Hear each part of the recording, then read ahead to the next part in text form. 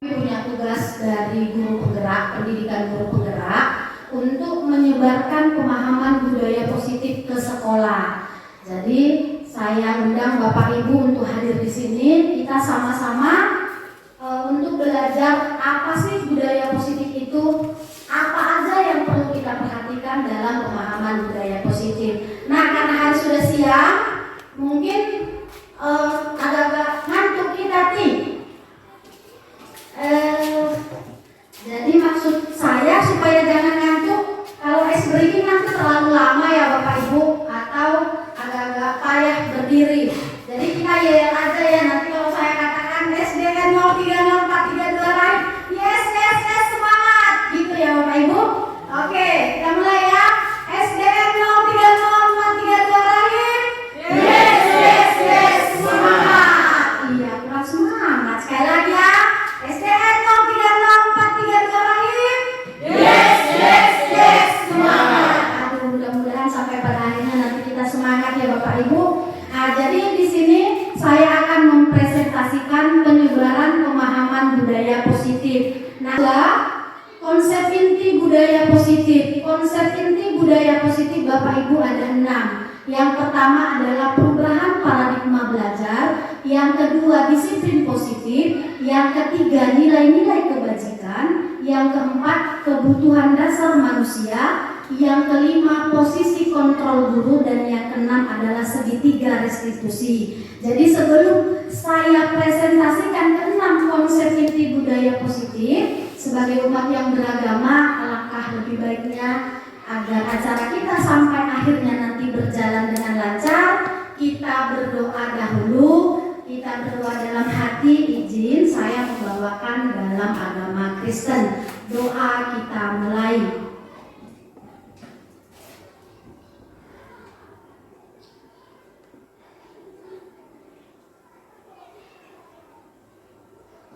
Doa selesai.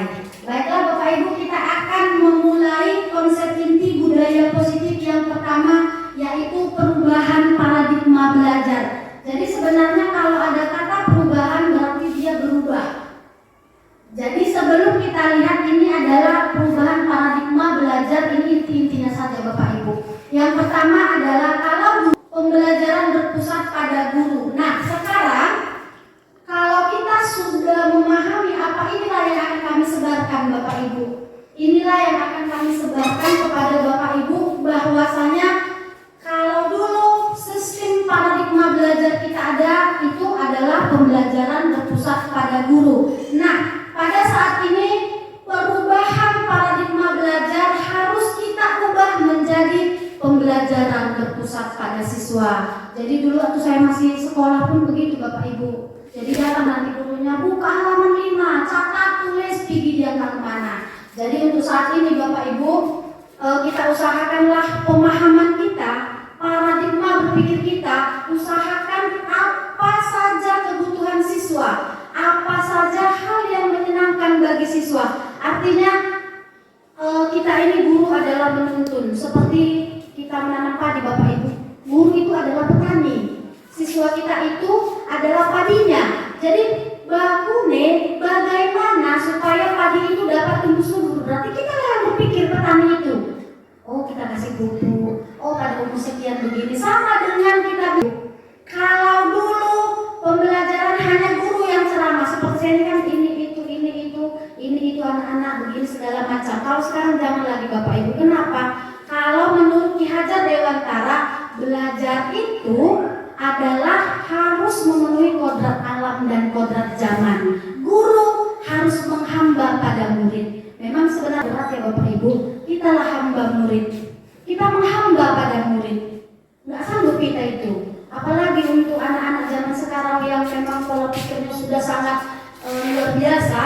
Pola pikirnya yang sudah memang dia teknologi. Karena mungkin kita menghamba pada murid, sudah lebih pintar murid daripada kita. Tapi memang itulah tugas kita Bapak Ibu. Jadi harapan kami setelah nanti kita selesai mengadakan presentasi seminar untuk memahami budaya positif, harapan saya dan juga mungkin harapan Bapak Ibu guru, kita sudah mulai merubah paradigma belajar kita dari pembelajaran yang berpusat pada guru menjadi pembelajaran yang berpusat pada siswa. Artinya metode-metode pembelajaran mari kita ciptakan untuk kebutuhan siswa, jangan untuk kebutuhan Belanda, untuk kebutuhan kita. Nanti kita hanya perlu 2 jam, oke 2 jam, buka bukunya ya nak, ini kerjakan. Kita butuh untuk minum kopi contohnya, pergi kita ke kantor, akhirnya anak-anak terbengkalai. Kita tidak mengerti kebutuhan, karena apa Bapak Ibu? Karakter peserta didik ini pasti berbeda-beda. Nggak semua anak didik kita pintar, nggak semua juga. Tidak ada anak yang bodoh, tapi ada anak yang malas. Nah disinilah tugas kita Bapak Ibu, harus kita usahakan pembelajaran berpusat pada siswa. Kemudian yang harus kita ubah dalam paradigma kita belajar adalah metode. Kalau dulu kita menggunakan metode ceramah, kalau sekarang jangan lagi Bapak Ibu. Kenapa? Bosan nanti anak-anak kita, baru malas dia belajar, terakhir ngapain? Tidurlah dia. Jadi kita harus ngapain Bu? Ayo kita gunakan pembelajaran kolaborasi. Pembelajaran kolaborasi ini kan banyak sekali Bapak Ibu. Ada kerja kelompok, ada inquiry apresiatif, ada nanti project based learning, problem based learning, banyak sekali pembelajaran kolaborasi yang akan kita berikan pada anak-anak. Jadi mudah-mudahan nanti setelah ini ada perubahan dalam pola pikir kita, dalam paradigma belajar kita. Yang 2 ini saja dulu Bapak Ibu. Kalau yang 2 ini saja sudah kita laksanakan, mudah-mudahan apa yang kita harapkan dari anak didik kita, mereka akan menjadi pelajar profil Pancasila. Kemudian yang kedua, budaya positif apa lagi yang harus kita lakukan? Ini yang sulit, saya juga sulit Bapak Ibu, disiplin positif. Kalau kata disiplin ini Bapak Ibu, apa yang ada dalam benak kita disiplin? Kalau menurut kita Bapak Ibu, apa yang ada muncul dalam benak kita jika kita mendengar kata disiplin? Iya Pak? Tepat waktu. Disiplin itu berarti tepat waktu. Iya, tepat waktu itu berarti disiplin dalam waktu ya Pak ya. Benar sekali, disiplin tepat waktu berarti kita disiplin dalam waktu. Kemudian apalagi Bapak Ibu kalau kita mendengar kata disiplin, apalah yang muncul dalam benak kita? Perilaku. Iya Bu? Perilakunya Bu. Perilaku yang baik. Iya, perilaku yang baik berarti dia disiplin, karakter gitulah ya Bu ya. Perilakunya. Ada lagi Bapak Ibu? Nah, ini contohlah disiplin positif bagi guru dan siswa. Kena juga kita di sini Bapak Ibu. Yang pertama, datang ke sekolah tepat waktu. Sudah tepat waktu kan kita datang ke sekolah? Enggak, saya sendiri enggak. Karena jauhnya, jalannya pun agak jauh, saya sendiri pun kadang tidak datang ke sekolah tepat waktu. Cuman harapan kita bersama, setelah kita belajar budaya positif, marilah kita datang ke sekolah tepat waktu. Kemudian yang kedua, contohnya mengenakan seragam sesuai aturan. Kalau kita mungkin sudah mengenakan seragam yang sesuai aturan, bagaimana dengan kita guru mungkin tidak? Contohnya saya sendiri. Kenapa? Kalau hari Kamis ASN memang diwajibkan memakai baju bernuansa ada pak-pak, tapi memang saya sendiri belum, tapi mudah-mudahan setelah ini saya dan Bapak Ibu guru semua sudah menggunakan seragam sesuai aturan. Yang ketiga, contoh disiplin positifnya adalah mengumpulkan tugas tepat waktu. Kalau murid-murid mungkin mereka ada sebagian ya Bapak Ibu, tapi saya yakin dan percaya kepada Bapak Ibu semua, Bapak Ibu juga pasti mengumpulkan tugas tepat waktu sebagai pertanggungjawaban kepada kepala sekolah. Pasti kan Bapak Ibu? Pasti ini tidak mungkin tidak. Nggak mungkin kita belajar tidak ada RPP kan? Jadi ini saya yakin kalau untuk guru pasti dia sudah mengumpulkan tugas tepat waktu. Kemudian tertib dalam mengikuti pelajaran. Mungkin ini juga kita tertib ya Bapak Ibu. Kalaupun belum, saya harapkan ke depannya kita sudah tertib dalam mengikuti pelajaran. Kalau lonceng masuk, ayo masuk ke kelas. Kita beri pembelajaran yang berpusat pada siswa. Pada lonceng neng istirahat, kita silakan istirahat. Lonceng kembali neng kita kembali lagi ke kelas. Jadi tidak ada lagi duduk di kantin. Kemudian mengantri di lingkungan sekolah. Kalau ini saya rasa semua sudah melakukan ini ya Bapak Ibu. Karena sekolah kita juga bukan sekolah seperti di kota, tidak ada yang perlu diantri. mengantri. Di kantin pun kita mungkin nggak mengantri kan, tapi kalaupun ada, kita akan mengantri di lingkungan sekolah. Saya juga yakin nanti ini juga akan dapat kita laksanakan. Kemudian merapikan kelas sebelum pulang. Jadi ini harapan kita ya Bapak Ibu, mari kita ajak anak-anak kita sebagai bentuk tanggung jawabnya di kelas. Mereka akan merapikan kelas sebelum pulang. Dan yang terakhir adalah membuang sampah pada tempatnya. Ini menjadi satu apresiasi saya Bapak Ibu di sekolah kita ini. Ketika tadi saya masuk, saya lihat kalau sampah daun-daun itu wajar. Kenapa? Karena memang kalau daun-daun kan pasti berjatuhan. Tapi saya lihat kondisi sekolah kita ini, kalau dari plastik sampah sudah berkurang. Saya sangat mengapresiasinya. Sekolah kita ini mudah-mudahan kedepannya makin tidak ada lagi sampah yang namanya sampah plastik. Jadi mari Bapak Ibu, sebelum anak-anak kita yang membuang sampah pada tempatnya, terlebih dahulu kita yang memberi contoh. Ya, apa salahnya kan Bapak Ibu kalau ada sampah plastik di depan kita, ya kita ambil, kita buang ke tempat sampahnya. Kemudian yang ketiga, konsep inti dari budaya positif adalah nilai-nilai kebajikan. Nah, saya mau tanya kembali, kalau kita dengar kata kebajikan, kira-kira apa yang ada dalam benak kita Bapak Ibu? Kebajikan. Kira-kira apa yang tertanam dalam diri kita kalau kita mendengar kata kebajikan? Perilaku yang baik. Iya Bu? Perilaku yang baik. Perilaku yang baik. Perilaku yang baik itu kebajikan ya Bu. Iya, oke, perilaku yang baik. Ibu? Patuh terhadap aturan, kemudian takut akan Tuhan. Iya, patuh terhadap aturan dan takut akan Tuhan, itu nilai-nilai kebajikan. Nah, sekarang Bapak Ibu, tugas kita, apa yang harus kita tanamkan kepada peserta didik kita untuk menanamkan nilai-nilai kebajikan ini? Yang pertama tanamkan adalah rasa cinta Tuhan dan segenap ciptaannya. Jadi kalau sudah kita tanamkan kepada anak-anak kita ini cinta kepada Tuhan, maka otomatis dia juga akan mencintai segenap ciptaannya. Artinya kalau dilihatnya lagi Bapak Ibu ayam di situ, tak lagi dilemparnya pakai batu, pasti dia seperti itu lagi. Karena apa? Karena dia sudah cinta kepada Tuhan, maka otomatis dia akan cinta terhadap ciptaannya. Kemudian kemandirian dan tanggung jawab. Nah, kalau kemandirian ini mungkin Bapak Ibu, kita berpikir anak-anak ini harus bisa pakai baju sendiri, pakai sepatu sendiri dan selainnya. Mungkin seperti itu ya Bapak Ibu. Tapi yang dituntut di sini kemandirian itu bukan mereka mampu memakai bajunya sendiri, mereka mampu memakai sepatunya sendiri, bukan itu Bapak Ibu. Kemandirian yang dituntut di sini adalah ketika dia diberikan tugas, maka dia dapat melaksanakannya tanpa seperti yang zaman dulu mencontek bahkan mengancam kawannya. Ini tugasmu, ini tugasmu, kalau nggak supaya tidak lagi seperti itu. Dia sudah mandiri mengerjakan tugasnya sendiri. Nah, kalau tanggung jawab, ini dia tanggung jawab. Kira-kira kalau tanggung jawab itu, kalau kita dengar tanggung jawab, kira-kira apa yang ada dalam benak kita Bapak Ibu? Tanggung jawab. Apa yang ada dalam pikiran kita? Tanggung jawab.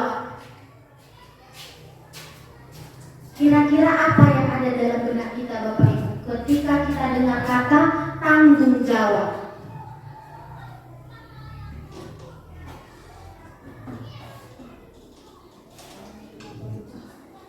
Bisa memberikan apa Bu? Ya Pak? Tanggung jawab adalah melakukan tugas dan kewajiban dengan sungguh-sungguh dan siap dengan resiko.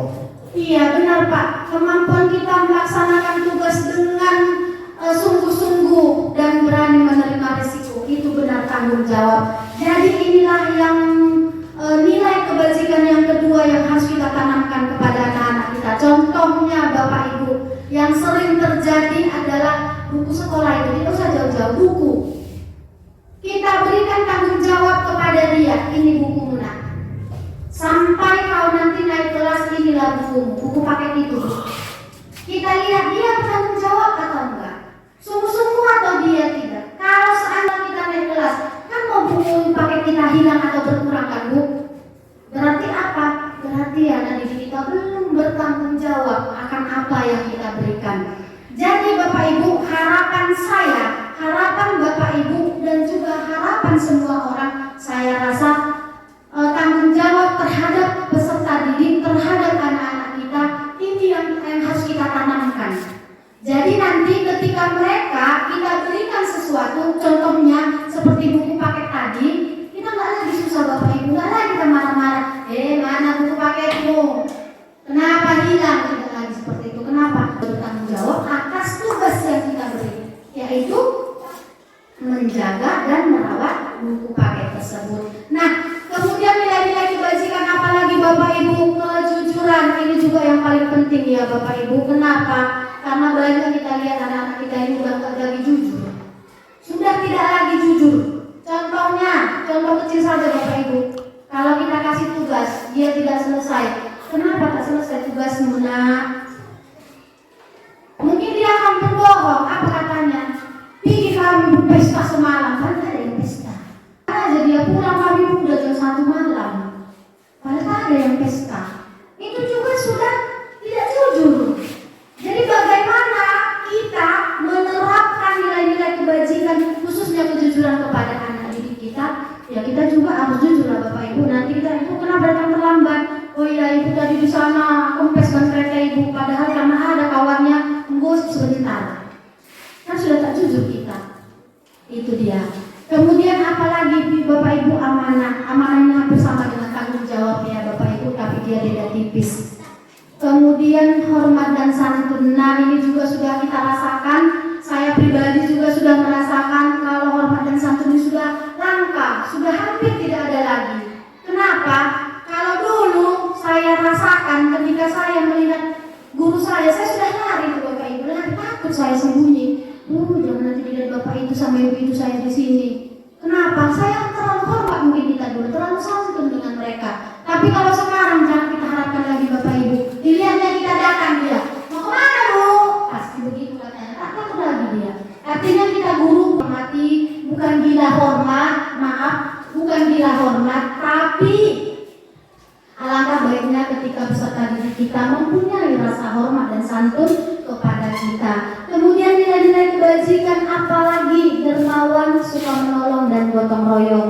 Kalau gotong royong ini saya rasa kita semua sudah menerapkannya dengan cara apa ya? Mungkin dengan cara kita mengadakan kebersihan. Nah, kau dan kau di sini. Nah, kau dan kau di sini, itu juga mereka sudah bergotong royong. Kemudian percaya diri, kreatif dan pekerja keras. Nah ini juga satu yang agak susah ya Bapak Ibu, percaya diri. Kalau kita bilang ada di kampung-kampung kita ini ya Bapak Ibu, percaya diri ini sulit. Kenapa? Karena memang di rumah mereka sudah tidak ada lagi rasa percaya dirinya. Karena apa? Pulang sekolah mungkin kita membantu orang tua ke ladang. Jadi ketika kita menghadapi orang banyak, ketika kita menghadapi sesuatu yang lain ataupun yang berbeda, kita sudah udah pada semangat Bapak Ibu. Kalau bahasa Pak mendahulukan kita hari gelar bukan bahasa Pak Ibu, cuma bahasa Batak atau beda makin diri dia sudah gemetaran dia. Kenapa? Karena memang dari rumah. Jadi ketika kita tahu Bapak Ibu mereka dari rumah tidak mendapatkan kepercayaan dirinya, mari kita bantu di sekolah ini. Nggak usah Bapak Ibu jauh-jauh memikirkannya. Contohnya anak-anak senang dipuji Bapak Ibu. Saya sudah beberapa kali mempraktekkan ini. Kalau kita bilang aja, contohnya dalam hal bernyanyi, jago kali suaramu, cantik kali suaramu, ayo kau nyanyi. Padahal Bapak Ibu maaf, karena sakit hati kita mendengarnya. Tapi kalau sudah kita puji dia, bagus sekali suaranya. Nyanyi apa itu yang enak kali Ibu dengar? Contohnya, dia sudah ada rasa percaya dirinya. Ini bagus sekali suaraku kata Ibu itu. Hanya dengan hal-hal yang kecil Bapak Ibu, hal-hal yang kecil yang bisa kita berikan kepada peserta didik. Tidak usah dibuat pulang sekolah ada khusus-khusus untuk membangun rasa percaya dirinya, tidak usah. Hanya dengan memberi memberikan pujian-pujian kecil, hanya dengan membuat dia semakin semangat, itu juga sudah membangkitkan rasa percaya dirinya. Kemudian kepemimpinan dan keadilan. Nah, apalagi ini Bapak Ibu, kadang kalau upacara bendera kita lihat tiba-tiba kita suruh, kadang kan kita mau sabtu latihan upacara ya Bapak Ibu, ini petugas bendera ini dan lain-lain. Tapi ketika kita suruh tiba-tiba, nah sini dulu kau pemimpin upacara, tak berani dia Bapak Ibu. Selain tak ada rasa percaya dirinya, jiwa kepemimpinannya juga tidak ada. Kenapa? Ya di kelas kadang mau kita betai dia kan, Bapak Ibu kali kau sini kau. Oh jangan lagi ya Bapak Ibu, jangan lagi Bapak, itu bisa melukai hatinya. Ingat filosofi diajar Dewantara, guru menghamba pada murid, hamba namun hina kita. Jadi sebenarnya kalau filosofi diajar Dewantara ini memang kita ikuti, agak sulit kita rasakan. Kenapa? Karena semua ini hanya berpihak dan berpihak pada murid. Hanya tentang murid semata. Apapun ceritanya semua hanya tentang murid. Kembali lagi ke murid. Murid tak percaya diri, itu salah guru. Berarti kita yang tidak paham metodenya. Jadi untuk berikutnya, saya percaya kepada Bapak Ibu guru yang ada di sini, ketika kita nanti selesai memahami budaya positif ini, maka semua nilai-nilai kebajikan akan kita terapkan kepada peserta didik kita. Kemudian kemudian konsep inti yang keempat adalah kebutuhan dasar manusia. Ini juga termasuk kebutuhan kita ya Bapak Ibu, kebutuhan dasar kita. Yang pertama adalah kebutuhan bertahan hidup. Kebutuhan bertahan hidup. Perlukah kita bertahan hidup? Perlu kita bertahan hidup, Bu? Perlu, Bu. Perlu kita bertahan hidup, Pak? Perlu. Nah, kalau kita dengar kata bertahan hidup, kira-kira apa yang bisa kita bayangkan cara kita untuk bertahan hidup? Karena ini kebutuhan dasar kita. Ini kebutuhan, kalau dikatakan dasar berarti ini yang utama. Sama seperti membangun rumah, kita dikatakan kebutuhan dasar, maka ini adalah fondasinya. Ketika fondasinya tidak kuat, maka runtuhlah rumahnya. Ketika kebutuhan dasar kita ini kuat, maka kita akan menjadi kokoh. Nah, bertahan hidup ini suatu kebutuhan, benar suatu kebutuhan. Kira-kira kebutuhan kita bertahan hidup itu seperti apa? Makanan lah. Iya benar, pangan, sandang, dan papan itu harus kita penuhi. Dan saya yakin semua pasti sudah terpenuhi. Ya kan Bapak Ibu, sudah terpenuhi kan? Gak mungkin gak ada yang makan kan Bapak Ibu. Cuma kalau siang ini mungkin belum ya Bu. Nanti kita makan. Kemudian yang kedua, kebutuhan dasar, kasih sayang dan rasa diterima. Inilah yang jarang didapatkan peserta didik kita Bapak Ibu. Ini yang jarang mereka dapatkan. Apa itu? Kebutuhan kasih sayang dan rasa diterima. Jarang ditemukan itu. Iya, gurunya pun jarang ditemukan ini, kecuali Pak Junan beruntung. Jadi kalau Bapak ini memang mengajar, dia memenuhi kebutuhan peserta didiknya, yaitu kasih sayang dan rasa diterima. Nah, sama seperti yang sudah saya katakan di awal Bapak Ibu, tidak usah kita bicara yang muluk-muluk, tidak usah kita bicara yang susah-susah, sulit-sulit. Mari kita belajar dari hal-hal yang sederhana. Bagaimana cara memberikan kasih sayang dan rasa diterima kepada murid? Yang pertama Bapak Ibu, jangan pernah sekali-sekali membedakan mereka. Contohnya, baju baru, cantik kali kau. Kadang menjadi dilema Bapak Ibu, kita berniat memuji untuk menampilkan rasa percaya dirinya. Tetapi yang satu lagi, karena tengoknya bajunya sudah koyak. Seperti itu dia. Jadi dia merasa tidak diterima. Kemudian apalagi Bapak Ibu, ketika mereka, ini sering sekali saya lihat, ketika mereka tidak mengerjakan tugas, apa yang datang? Ya mungkin kata-kata kita yang tidak enak, malas sekali, bodoh kali ya kau, apa yang kerjamu, tak tahu kau apa-apa kau, nggak belajar kau di rumah, itu melukai perasaannya. Jadi bagaimana caranya? Nggak mau kerja ke PR Muna? Kenapa? Tanya alasannya Bapak Ibu, nanti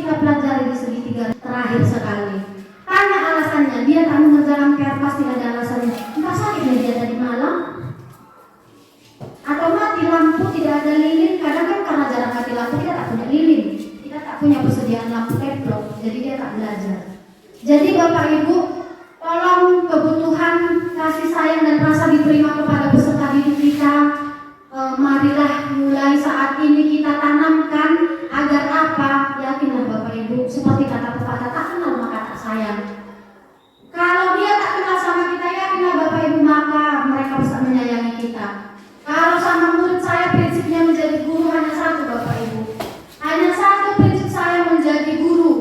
Saya tak perlu menjadi guru yang pandai-pandai kata, pandainya saya Bapak Ibu, tapi saya hanya pengen menjadi guru yang dirindukan. Ketika saya tampil di sekolah, biasanya mereka nanya, "Bu, kemana Ibu semalam?"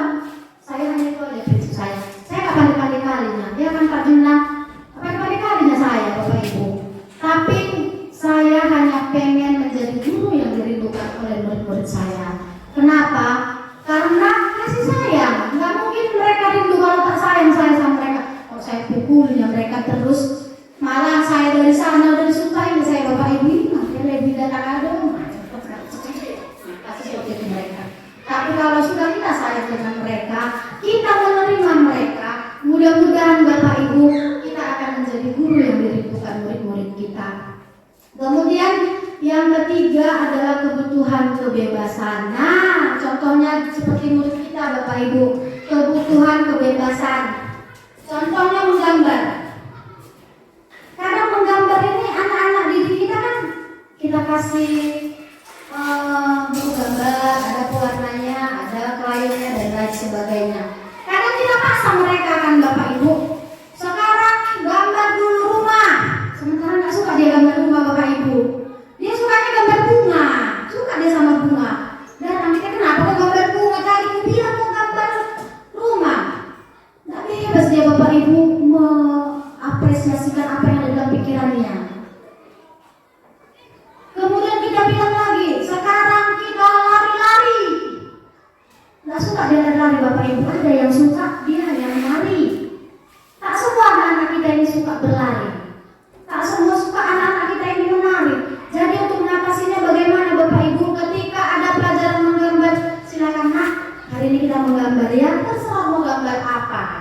Mau gambar rumah boleh, gambar burung boleh, gambar manusia boleh. Jadi biarkan dia mengapresiasikan apa yang ada di pikirannya. Sehingga kebutuhan akan kebebasan dirinya itu terpenuhi Bapak Ibu. Bagi kita mau contohnya, kalau kita tak bebas, apalagi Bapak ini susah sore tak kita bebaskan dia ke warung sana minum tua, saya rasa di rumah hantam kita. Anak-anak pun seperti itu Bapak Ibu.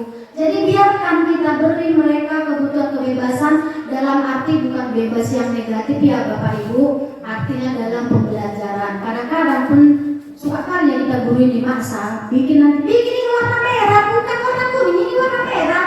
Sementara dilihatnya kalau sekarang lagi musim masak ini kuningnya, di sana pun kuningnya, dipaksanya aku bikin merah. Jadi nggak berapresiasi yang ada dalam isi pikirannya.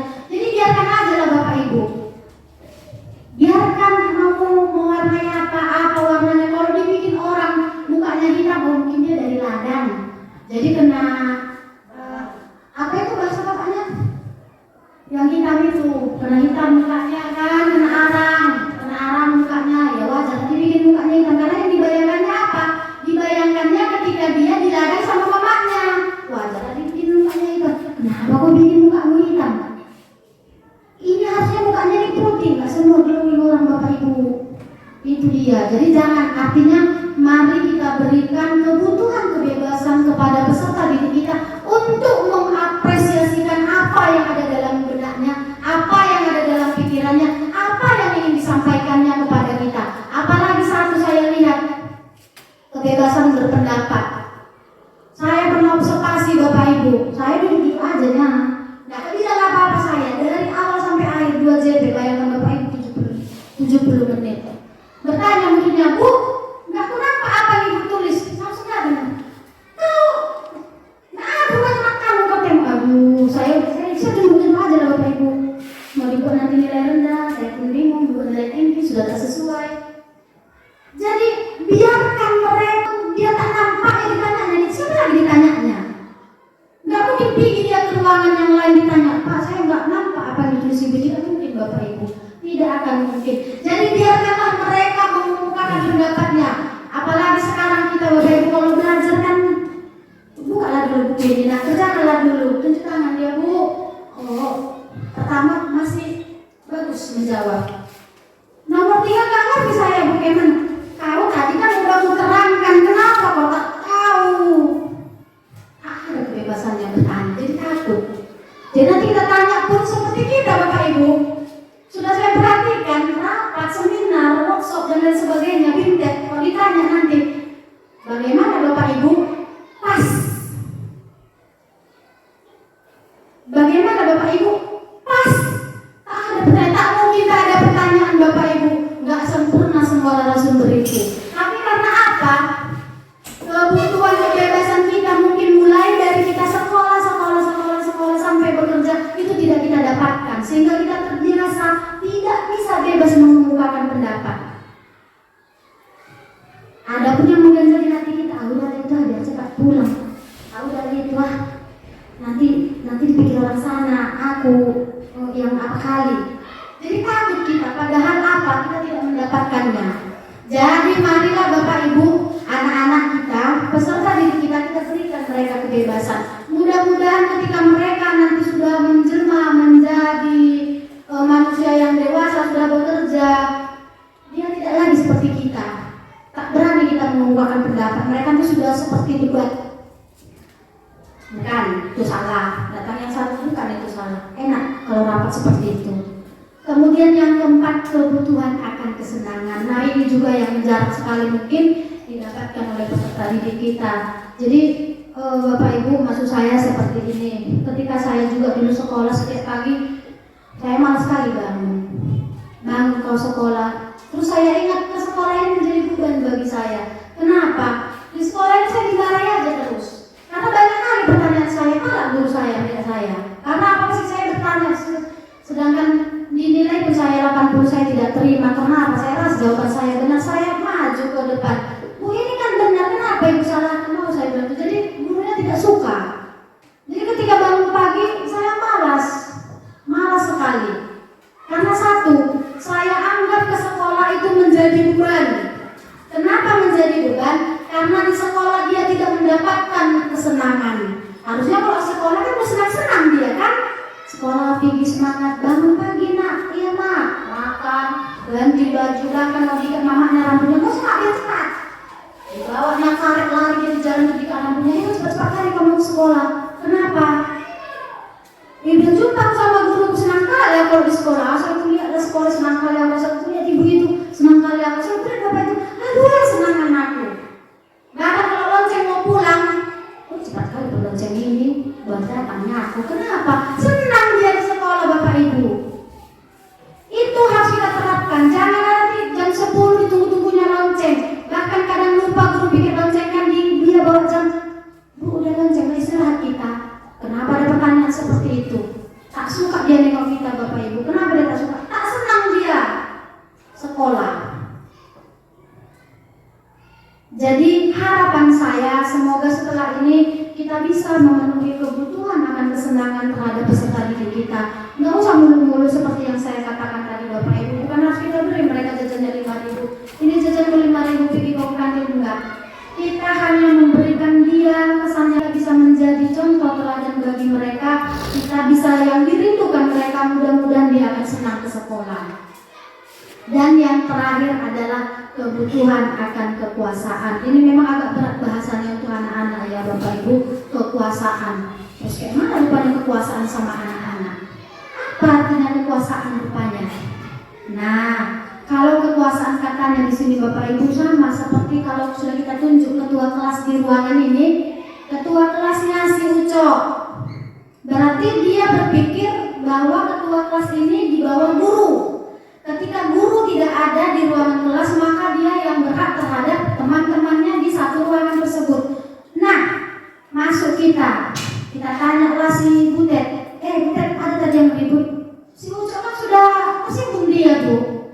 Lucu kali Bu ini, aku mah ketua. Kok si Butet ditanya? Kata si Ucok. Jadi kalau memang dia sudah kita tentukan menjadi pemegang kepengurusan di dalam kelas ini, ya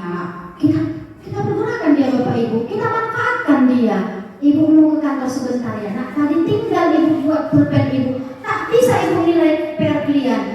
Lihat dulu kawan-kawan kita ya nak ya. Setelah kita kembali dari kantor, ya dia ditanya Bapak Ibu, jangan yang lain. Jadi fungsi dia sebagai ketua kelas itu diakui, kekuasaannya di kelas ini diakui, bukan karena dia tosi tokoh seperti itu Bapak Ibu. Yang positif maksud saya. Next Pak. Ini dia Bapak Ibu. Inilah posisi kontrol guru. Inilah posisi kita Bapak Ibu. Di antara yang 5 ini, tidak usah saya bilang dulu yang ini Bapak Ibu. Di antara yang 5 ini, kira-kira Ibu lebih suka kita sebagai guru, Ibu sebagai guru sukanya yang sebagai apa? Pemantau. Pemantau. Bapak kalau sebagai guru saat ini Bapak sukanya posisi Bapak di mana? Di teman. Oke. Ibu kalau sebagai guru posisi Ibu sekarang Ibu sukanya di posisi yang mana? Bagian menghukum kalau salah. Menghukum. Oke, terima kasih Bu. Kalau Ibu posisi Ibu yang Ibu rasa Ibu senang di mana? Manajer. Oh, manajer. Kalau Ibu posisi Ibu yang Ibu rasa tepat untuk Ibu yang di mana? Teman. Teman. Saya pindah ke sayap sebelah kanan. Kalau Bapak kira-kira posisi Bapak sebagai teman. Kalau Ibu teman. Oke, kita studi kasus Bapak Ibu. Di antara ini nanti kita akan tahu posisi kita seharusnya terhadap peserta didik itu seperti apa. Nah, penghukum. Contoh. Ketika hari Kamis, semua siswa memakai baju batik. Si A tidak memakai baju batik. Kalau kita sebagai penghukum Bapak Ibu, apa yang kita lakukan? Langsung dihukum. Kenapa kau tak pakai baju batik? Sini kau. Ada yang kita pukul kakinya, ada yang kita cubit. Itu salah Bapak Ibu. Salah, tidak boleh. Kenapa? Tanya dulu alasannya Bapak Ibu. Tak baru pindah rumahnya dia, atau hujan, atau ada masalah dalam keluarganya sehingga bajunya dari minggu semalam sampai minggu ini belum dicuci. Menghukum itu bukan apanya, bukan mesti dihukum atau dipukul. Dihukum Pak, ada berupa kami suruh serap di depan biar ada keluar. Nah, jadi bukan mesti dipukul kalau menghukum namanya. Oke, iya benar Bu. Oke, tidak usah kita pukul. Belajar, Tidak usah kita pukul dia. Kita suruh dia cuci kamar mandi. Kalau saya tidak mau dulu ya, kalau menghukum di kelas misalnya nggak ada PR-nya kerjakan nomor ini sampai dapat, latihan diapakan, diterangkan kan misalnya nggak dapat, itu belajar itu sampai dapat itu kalau menghukum, nggak langsung memukul, bahan patah gitu dia apa? Oh, kalau seperti itu Bu, itu namanya membuat merasa bersalah. Oh iya. Nah, bukan menghukum. Kalau menghukum ini biasa dia yang meninggalkan kesan yang sungguh sangat dikenangnya itulah. Contohnya seperti tadi disuruh mencuci kamar mandi, kita cubit, kita pukul kakinya, itulah sebagai penghukum. Nah, kalau membuat merasa bersalah posisi kita sama seperti yang dibuat ibu ini. Dia tak mengerjakan PR, diulang-ulang jadi dia merasa bersalah. Oh iya ya, aku kerjakan tadi PR tuh kan kayak gini aku dibikin. Itu dia kalau kita guru.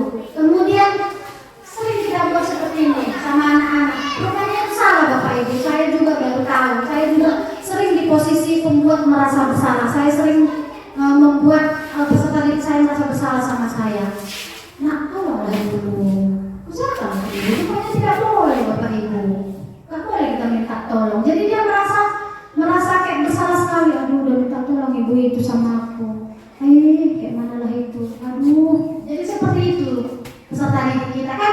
Kadang kita niat kita kan Bapak Ibu bagaimana supaya dia bisa berubah dari yang tidak pernah mengerjakan PR menjadi mengerjakan PR. Karena kan kita menggunakan kata yang agak-agak mengelek kalau bahasa kita di sini Bapak Ibu.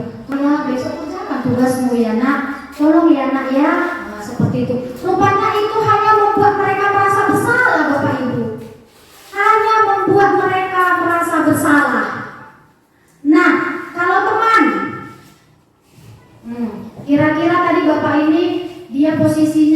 lebih suka sebagai seorang guru, Bapak ini posisinya lebih suka menjadi teman buat peserta didiknya. Berarti ada yang dibayangkan Bapak ini ketika menjadi teman harus seperti apa terhadap peserta didiknya. Ayo Pak, silakan Pak.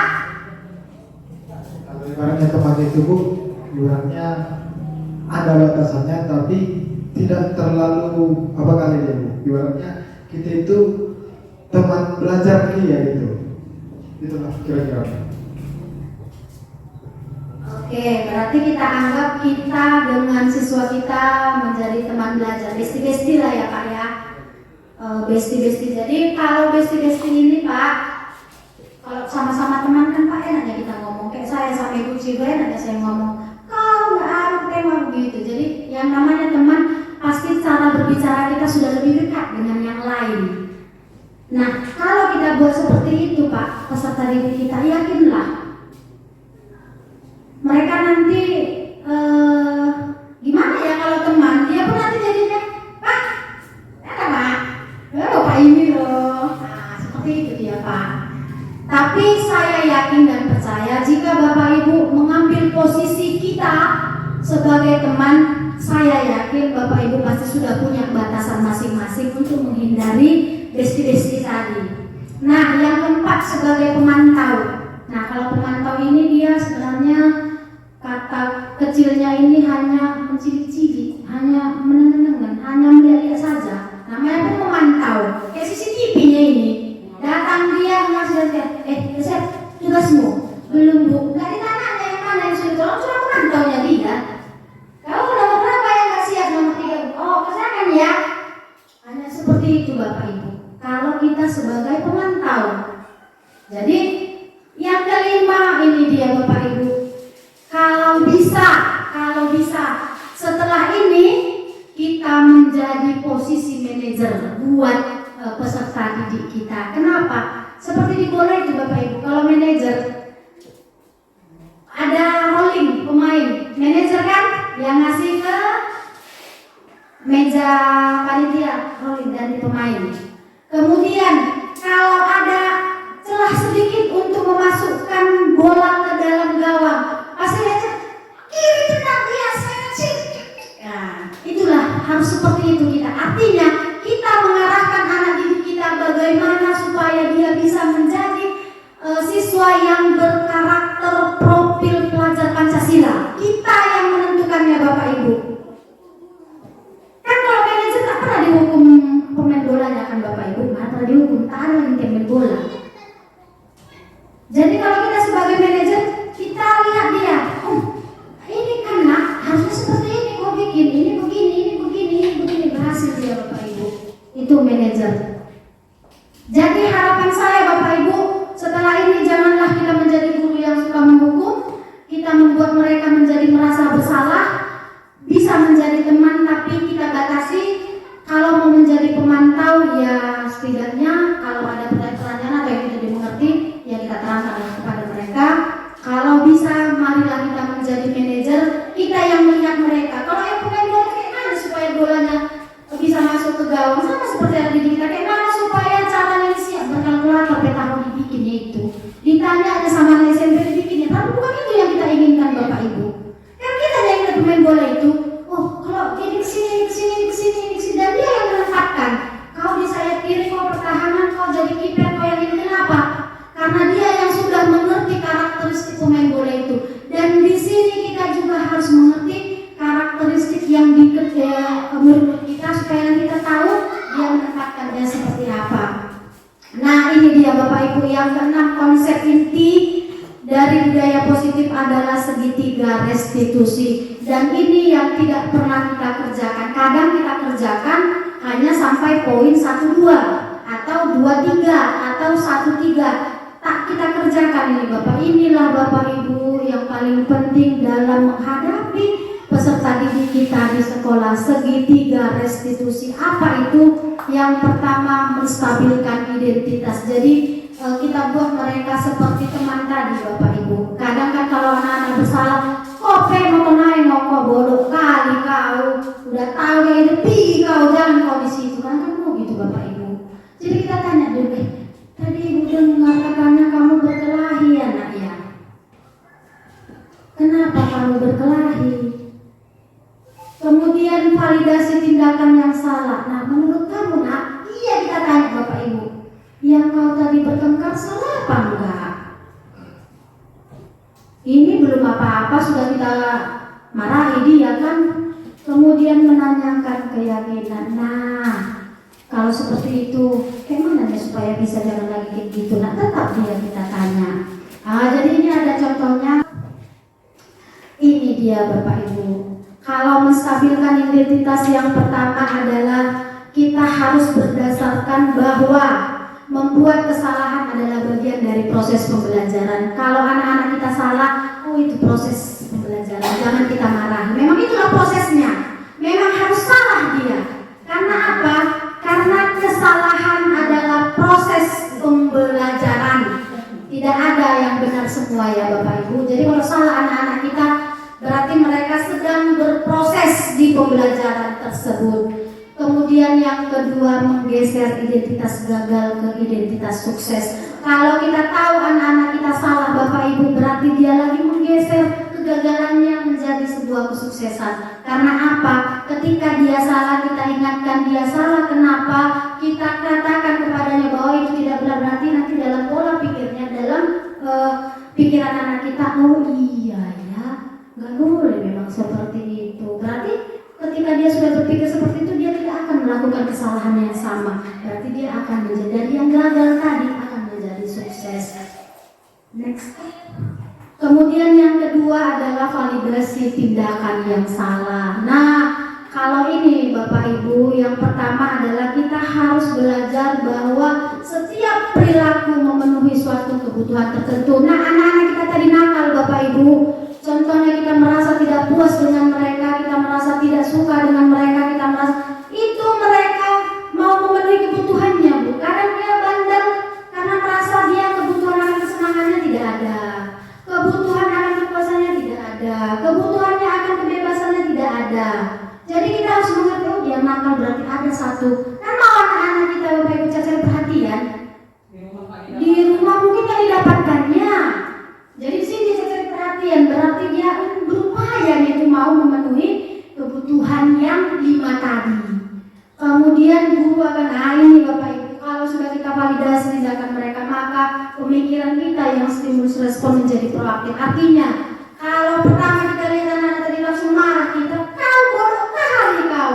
Nah, jadi kalau kita sudah menggunakan segitiga restitusi, kita akan menjadi proaktif. Kita tanya dulu, kenapa tadi kau nak? Ibu dengar kau tadi berkelahi. Pasti dia akan cerita. Kalau duluan yang kita marahi, udah nagisnya dia. Tapi ceritakannya lagi kenapa dia nangis. Nah, yang ketiga adalah mengenali dan mengakui kebutuhan murid akan memperbaiki hubungan. Maksudnya ini Bapak Ibu, ketika mereka bertengkar, maka kebutuhan akan kesenangan ini akan memperbaiki yang temannya yang lain. Nah, kemudian yang ketiga, next Pak. Segitiga restitusinya adalah menanyakan keyakinan. Nah, ini yang saya katakan tadi, bahwa berikanlah pertanyaan-pertanyaan yang bermakna kepada murid untuk memunculkan motivasi secara intrinsik. Seperti itu tadi Bapak Ibu. Jangan langsung kita marahi dia. Tanya dulu, enak tadi dengar kau berkelahi sama si Anu ya. Kenapa nak? Saya rasa pun Bapak Ibu, pertanyaan kita dengan kau tadi gak ada urusan si Anu ya. Sama bertanya kan Bapak Ibu. Samanya kan kita bertanya kenapa. Tapi cara penyampaian kita Bapak Ibu, kenapa ya nak? Tadi ibu dengar kau berkelahi sama si Anu. Kenapa kau tadi berkelahi ibu dengar? Samanya kita menanyakan kenapa. Tapi marilah kita munculkan pertanyaan kita yang untuk memotivasi secara intrinsik. Kemudian mengaitkan keyakinannya dengan tindakan yang salah. Nah, ini kita kembalikan dengan dia. Tahu ya kau nak, yang kau lakukan itu salah. Tahu Bu, pasti tahu dia. Kenapa kau lakukan itu? Dia kembali kita yakinkan bahwa yang dikerjakannya itu salah. Itulah Bapak Ibu. Tapi jarang kita lakukan ini kan? Kita kadang nggak kita tanya kenapa, langsung sini kau, sini apa kau, seperti itu. Jadi harapan saya Bapak Ibu, dan saya harapkan juga kepada Bapak Ibu, setelah kita belajar ini, budaya positif ini, ketika kita menemui peserta-peserta didik yang tidak sesuai dengan keyakinan kita, kita sudah mampu merubahnya dengan pembiasaan budaya positif untuk menjadikan mereka sesuai dengan keinginan kita dan sesuai dengan profil pelajar Pancasila, mempunyai keimanan, ketakwaan, imtak ya Bapak Ibu, itu yang pertama tadi. Kemudian mereka suka bergotong royong dan lain sebagainya. Nah, mungkin ini sudah selesai. Kalau ada ini kan kita sharing Bapak Ibu untuk kemajuan, karena apapun ceritanya sekolah kita sudah tergerus, anak-anak SD sudah terkikis. Kalau kita mendengar kabar begini-begini anak sekolah seperti itu, karena apa? Bukan hanya kita yang salah sebagai guru, tapi mungkin di rumah juga tidak ada satu jalan dengan anaknya.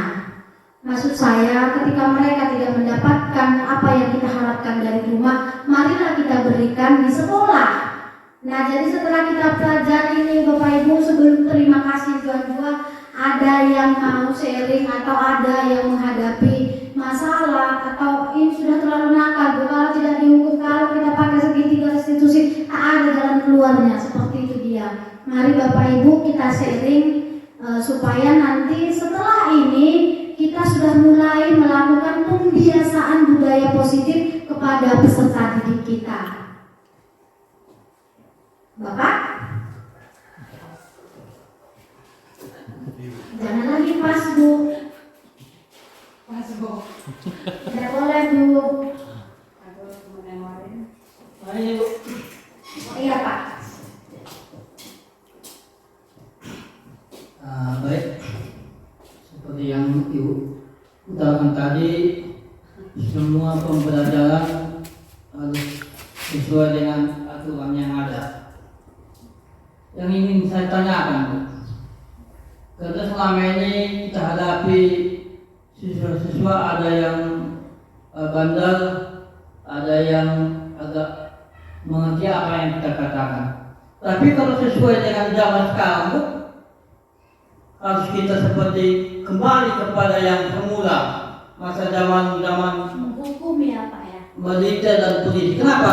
Karena kalau nggak kita buat misalnya langsung tindakan, kalau kita hanya ngomong nggak bisa. Jadi bagaimana antisipasi itu? Terima kasih. Iya, terima kasih banyak Pak. Pertanyaan yang sangat bagus dan saya sangat mengapresiasi pertanyaan Bapak ini. Kalau boleh Bapak Ibu, kita berikan dulu aplaus untuk Bapak ini. Kurang semangat, kita berikan dulu aplaus untuk pertanyaan Bapak ini. Terima kasih Pak, benar-benar sangat mengapresiasi dan menyentuh hati saya ya Pak ya. Kalau kita lihat Pak, perkembangan peserta didik kita ini, maaf ya Pak ya, mungkin peserta didik kita ini sudah tak berakal lagi gitu ya Pak ya. Sudah kurang etikanya, itu juga saya rasakan Pak, itu sudah saya rasakan. Dan memang benar yang Bapak katakan tadi, bahwasanya untuk menghadapi murid-murid yang seperti ini, kita kembalilah ke zaman militer dulu Bu. Saya juga merasakan Pak, kalau pulang kaki saya ke rumah Pak, ini sudah merah betis saya Pak. Ditanya mama saya, kenapa betis mau merah? Nggak berani saya bilang Pak dipukul guru. Karena kalau saya bilang dipukul guru Pak, kenapa kok dipukul gurumu? Nggak ngerjakan ini, atau saya begini, saya bilang dihajar saya Pak. Itu kalau dulu kan Pak. Tapi sekarang Pak, itu tidak boleh lagi Pak. Kenapa? Sesuai dengan filosofi Ki Hajar Dewantara Pak, itu ada triloginya Pak. Jadi memang guru ini harus menghamba pada murid. Saya Pak, suka tidak suka, senang tidak senang, memang harus seperti itu kita Pak, harus menghamba pada murid. Tapi yakinlah Bapak, apapun yang kita kerjakan dengan hati yang tulus, apapun yang kita kerjakan dengan hati yang ikhlas, seperti yang saya katakan tadi, mungkin peserta didik kita akan terpenuhi kebutuhan rasa kasih sayangnya dan diterima. Kita akan menjadi guru yang dirindukan. Gak usah Pak sekarang dipukul, apa nggak dipukul Pak? Kenapa dulu kita dipukul Pak? Ya memang itu masanya Pak. Kenapa sekarang nggak dipukul? Kalau nggak dipukul bandel kali dia? Enggak Pak, bukan Pak. Itu tergantung kita Pak. Kalau dia Pak, kalau harus dipukul baru mengerti, memang ada karakter yang seperti itu. Tapi yakinlah Pak, ingat aja pepatah Pak, biar jangan pusing kali kita Pak. Saya bilang pusing kali. Ingat pepatah Pak, sekeras-kerasnya batu, ketika ditimpa air pasti akan pecah juga. Sama dengan murid kita Pak. Sekeras-kerasnya anak didik kita Pak, setiap kita limpahi dia kasih sayang, kita limpahi dia dengan rasa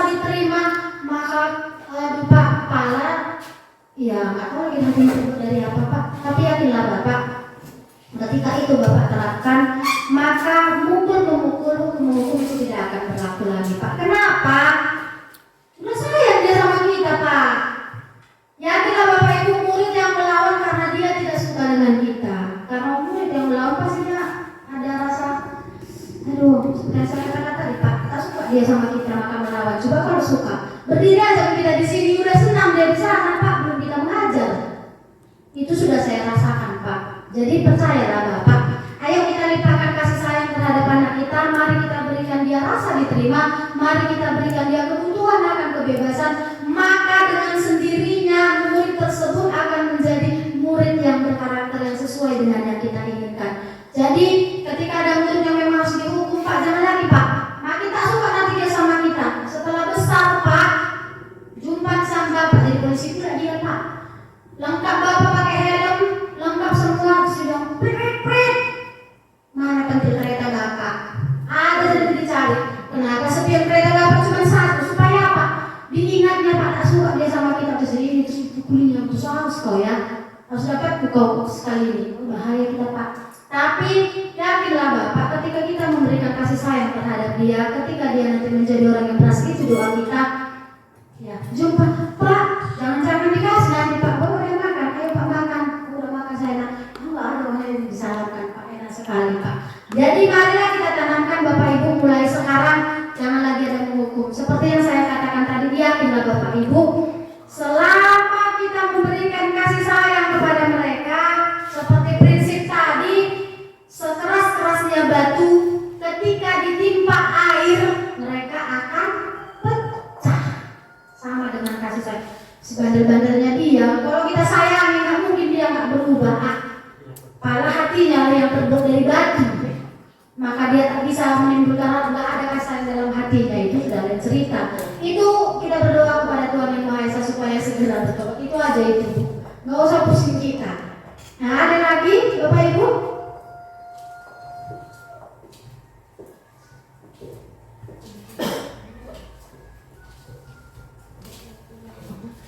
Udah 1 jam. Ya udah Bapak Ibu, ada lagi yang perlu kita diskusikan?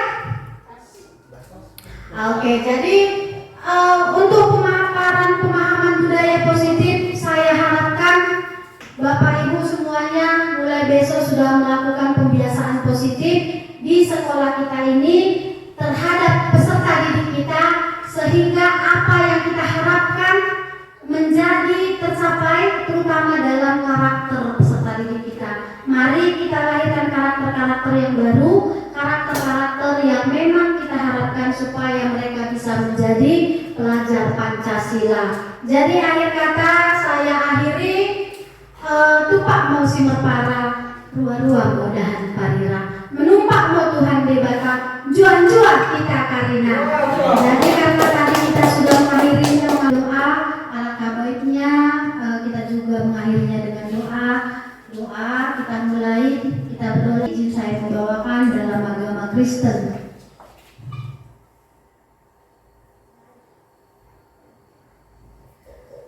Doa selesai. Sekali lagi Bapak Ibu, saya ucapkan terima kasih banyak buat hari ini. Saya sangat mengapresiasi Bapak Ibu. Saya harapkan jika ada 10 yang saya sampaikan, kalaupun tidak ada 5, minimal 2 sudah bisa kita melakukan pembiasaan besok terhadap peserta didik kita. Jadi akhir kata, terima kasih. Juang.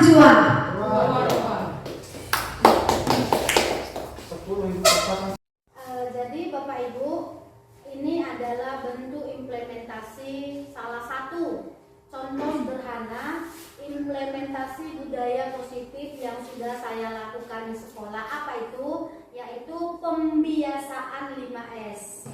Salam, senyum jangan lupa Bapak Ibu, kemudian sapa, sopan, dan santun. Jadi ini adalah salah satu bentuk sederhana dari pengimplementasian budaya positif.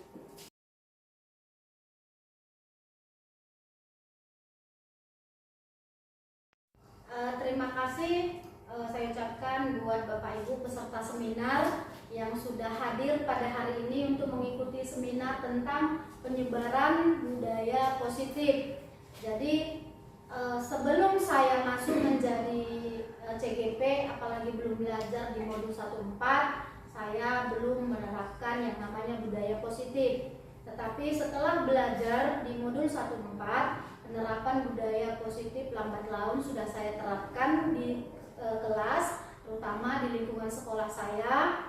Dan pada hari ini saya ingin membagikannya kepada Bapak Ibu untuk lebih memahami apa arti budaya positif, sehingga kedepannya kita semua bisa menerapkan budaya positif di kelas kita masing-masing, terutama di lingkungan sekolah kita. Karena apa? Penerapan budaya positif haruslah berkolaborasi dengan kepala sekolah, guru, dan seluruh siswa. Jadi harapan saya kedepannya setelah seminar ini, kita bisa lebih bersama-sama untuk lebih menerapkan budaya positif di sekolah kita. Terima kasih. Assalamualaikum warahmatullahi wabarakatuh. Saya Haji Ridho Solin, kelas 6. Saya senang dengan pembelajaran kolaborasi Ibu Lydia Penjahitan. Saya juga senang dengan penerapan budaya positif Ibu tersebut. Terima kasih Ibu Guru. Wassalamualaikum warahmatullahi wabarakatuh.